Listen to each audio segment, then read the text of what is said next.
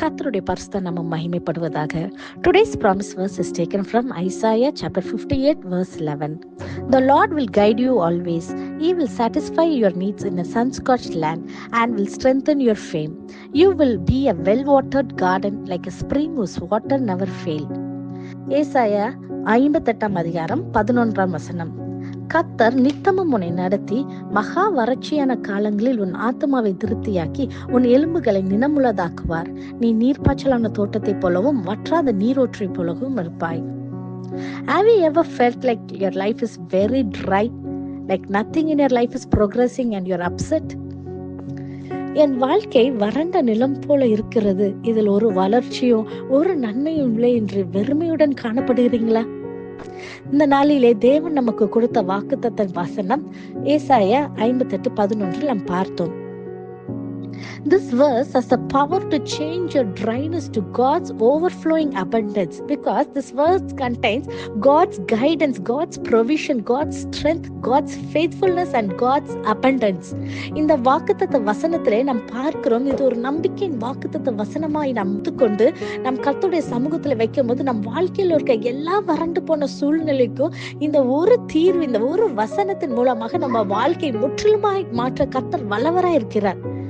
அவர் இந்த வாழ்க்கையிலே நம்ம இந்த வசனத்திலே நாம் பார்க்கிறோம், அவர் நம்மளை நடத்துகிறவராய், நம்மளை திருப்தியாக்குகிறவராய், நம்மளை பலப்படுத்துகிறவராய், நம்மளை கனி கொடுக்கிறவர்களாக மாற்றி நம்மை அபரிதமான ஆசீர்வாதத்தை பெற்றுக்கொள்கிறவர்களாக மாற்றுகிறார்.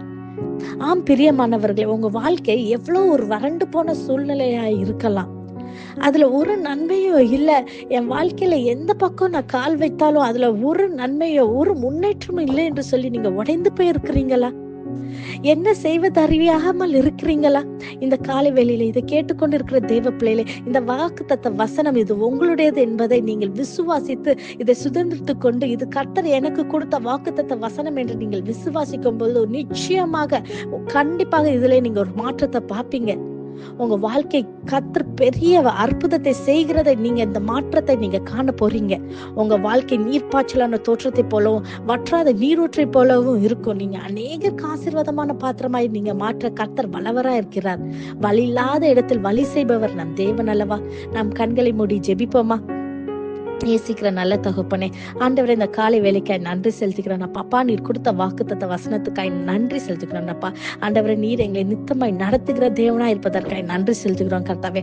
ஆண்டவரே, வறண்டு போன வாழ்க்கை மாற போகிறதுக்காய் நன்றி செலுத்துகிறேன் தகப்பனே. இதோ இந்த ஜெபத்தை யாரெல்லாம் அப்பா சேர்ந்து ஜெபிக்கிறார்களோ கர்த்தாவே, அவங்க வாழ்க்கையில ஒரு மாற்றத்தை தந்து நீங்க அவங்க ஆத்மாவை தேற்றுகிறவரை கர்த்தாவே, அந்த பிள்ளைகளை நீர் பலப்படுத்தும்படியாக ஆண்டவரே, அவங்க வாழ்க்கையில இருக்க எல்லா ட்ரைனஸும் ஆண்டவரே அப்பா மாறும்படியாக ஜெபிக்கிறேன் கர்த்தாவே. நீர் செய்ய வல்லவரா இருப்பதற்காய் நன்றி செலுத்துகிறோம் கர்த்தாவே.